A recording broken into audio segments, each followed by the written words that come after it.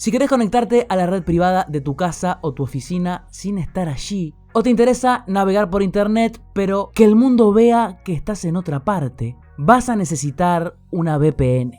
Un servidor VPN pero gratis, creado por vos mismo en 10 minutos con Linux y WireGuard. Ya lo hicimos con OpenVPN, pero vamos hoy con una alternativa más sencilla aún.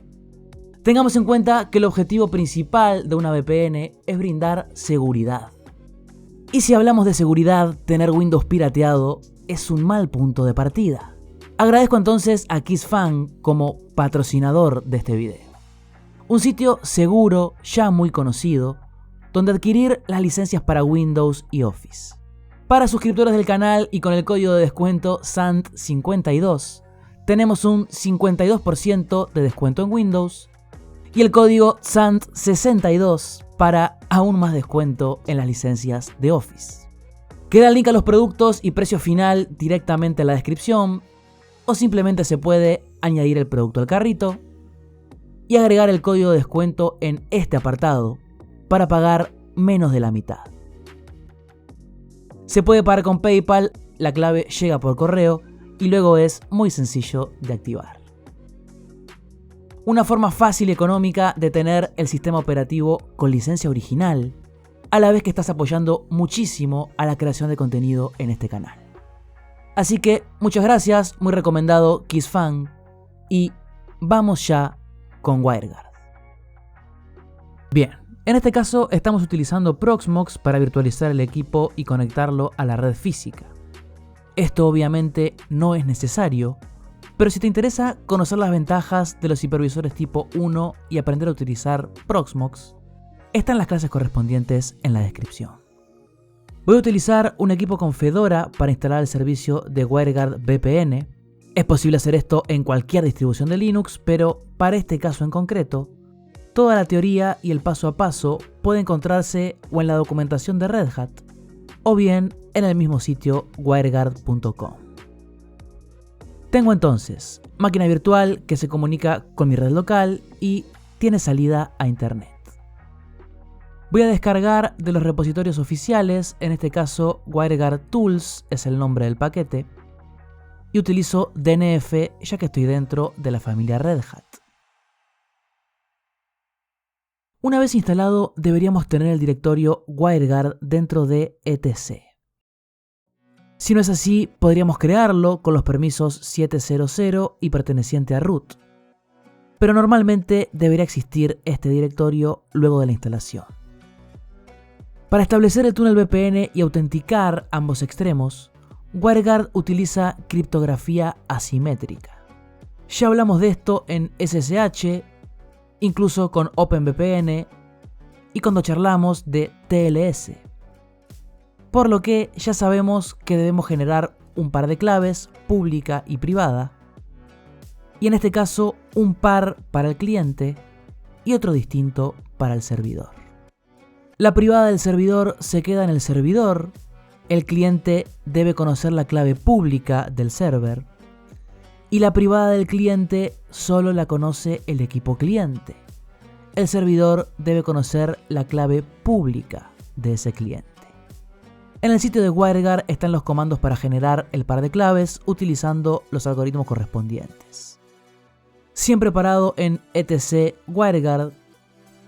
En mi caso, con umask fuerzo a que los archivos que voy a crear a continuación se creen con los permisos 600, aunque esto podríamos hacerlo luego con un chmod. Y aquí, utilizando wg y concatenando diferentes comandos con pipe y t, voy a crear el par de claves para el servidor. Hay varias formas para crear estas llaves, pero creo que esta es la manera más rápida. En este punto deberíamos tener dentro de etc WireGuard una clave privada y su correspondiente pública, pertenecientes a root y con permisos 600. Si hay dudas de esto, está la clase de usuarios, grupos y permisos en la descripción. Aquí estoy mostrando los archivos como ejemplo y este es un entorno de pruebas. Pero recordar que todas las claves privadas deberían mantenerse secretas. de ahí su nombre. Voy a copiar la clave privada del servidor, ya que voy a necesitar incluirla en un fichero de configuración, el cual voy a crear aquí mismo con el nombre wg0.conf. WireGuard utiliza archivos de configuración con un formato similar a ini, siguiendo la estructura de secciones entre paréntesis rectos, y luego varias entradas de tipo clave-valor. En la sección interfase voy a colocar la clave privada del servidor, esto quedará aquí en este equipo, y voy a seleccionar una IP privada para la interfaz del túnel. Y esto es otro concepto importante. La mayoría de VPNs utilizan la tunelización. Cuando iniciemos el servicio, WireGuard creará una interfaz de red virtual, en nuestro caso con el nombre WG0, y esto funciona como si fuera una tarjeta de red real dentro del sistema. Esta interfaz es la que utilizará el servidor para comunicarse con otros dispositivos que estén conectados al mismo túnel VPN, como si todos estuvieran dentro de la misma red local. Esta red paralela es lo que mantiene a cliente y servidor conectados, pero en principio aislados del tráfico real de la red local. Luego, si nos interesa, nuestro servidor VPN debería ser capaz de enrutar el tráfico entre el túnel y la LAN real. Pero vamos por partes. Dentro de ese túnel voy a asignarle una IP privada, pero fuera del rango de mi LAN. En este caso la 10.100.1.1, por ejemplo. Incluyo además el puerto por defecto por el que el servicio WireGuard escucha.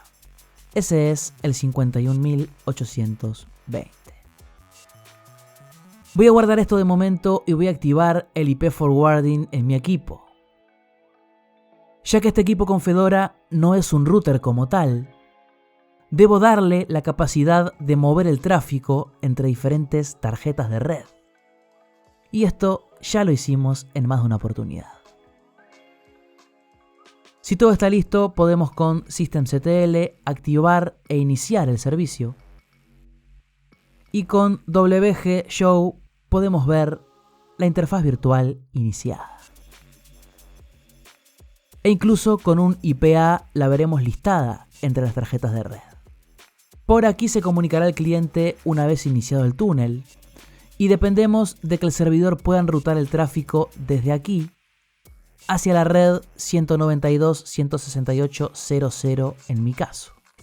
Ya activamos el IP forwarding y ahora voy a utilizar FirewallD para agregar la tarjeta a la zona por defecto, permitir las comunicaciones por el puerto 51820 utilizando UDP, darle a Fedora la posibilidad de enmascarar el tráfico de origen, lo que sería un source NAT, y permitir el tráfico de la red del túnel hacia la LAN. Depende del firewall que tengamos en nuestra distribución Linux, estos comandos van a cambiar. Pero si querés profundizar en el uso de este firewall particular, está el video dedicado a FirewallD en detalle. Conceptos como NAT, port forward y qué es un router ya los trabajamos, por eso no me detengo. Te dejo estas reglas de ejemplo para que las tomes como referencia. Y voy a darle reload al firewall para comenzar a aplicar las reglas permanentes. Si vemos con un list all, tenemos ambas tarjetas bajo la misma zona, forward y el enmascaramiento activado, y el tráfico entre LAN y túnel permitido. Ya casi terminamos.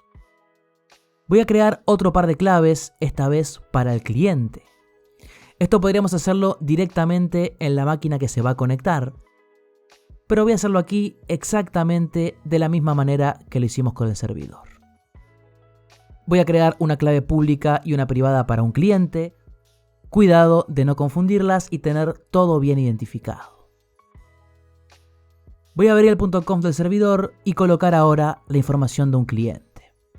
En este caso, bajo la sección peer, Aquí colocaría la clave pública del cliente, la privada estaría en ese equipo, y agrego el parámetro Persistent Keep Alive para evitar el cierre del túnel por inactividad.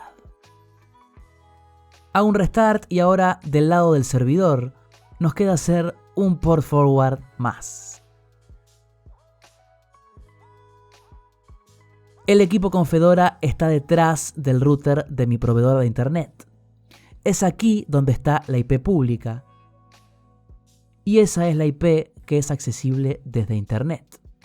Por lo tanto, yo debería lograr que al llegar solicitudes hacia la IP pública con puerto destino 51820, mi router doméstico redireccione esa solicitud al mismo puerto, pero a la dirección privada del servidor VPN. Repito, esto sucede porque este servidor VPN no tiene una interfaz fuera de mi red. Es un equipo que se encuentra dentro de mi LAN privada y necesito hacer un port forward desde el router de mi proveedor de internet. Esto ya lo hicimos con OpenVPN y obviamente sería interesante una IP pública fija para que esto fuera más sencillo. Si no tenés una IP pública fija, aquí vimos cómo solucionarlo con un servicio de DNS gratuito. Genial, estamos ya del lado del cliente, es decir, el equipo que se va a conectar. En este caso es un cliente Windows y deberíamos descargar la aplicación correspondiente. Desde aquí podemos agregar una nueva conexión y en mi caso voy a crear el túnel desde cero. Si vemos, hay una estructura similar a lo que hicimos en el servidor. Y es que voy a hacer lo mismo, pero al revés. Voy a borrar esta clave privada y colocar la que ya generamos para el cliente. Voy a colocar la IP que tendría el cliente una vez levantado el túnel. Es decir, se va a crear también aquí una interfaz virtual. Servidores DNS. Y en el apartado de peer, aquí iría la información del servidor al que nos vamos a conectar. Esta clave pública es la del servidor. Y en endpoint va la IP pública que representaría al servidor VPN y el puerto correspondiente. Recordemos que está detrás del router doméstico, allí hicimos un port forward. Y como esa IP pública es dinámica, utilizamos el servicio de DAC-DNS para tener un nombre de dominio asociado. Si queremos que todo el tráfico pase por el túnel, ya sea la comunicación con la LAN y la salida a internet, podemos colocar 0000 y normalmente desbloquear el tráfico sin tunelizar. Si le damos a activar y vemos que conecta, podemos dar por buena la configuración, pero puede que falte algo. Lo interesante de esto sería probar con cliente y servidor en redes físicas diferentes, es decir, un escenario más real. Si esto funciona, voy a exportar la configuración del mismo cliente y llevármela a un teléfono móvil. Y ahora esto va a tener más sentido. Estoy con el teléfono conectado a los datos móviles, es decir, perfectamente en la calle o en otro país. Y vemos que mi IP pública es esta y el proveedor de internet es Movistar.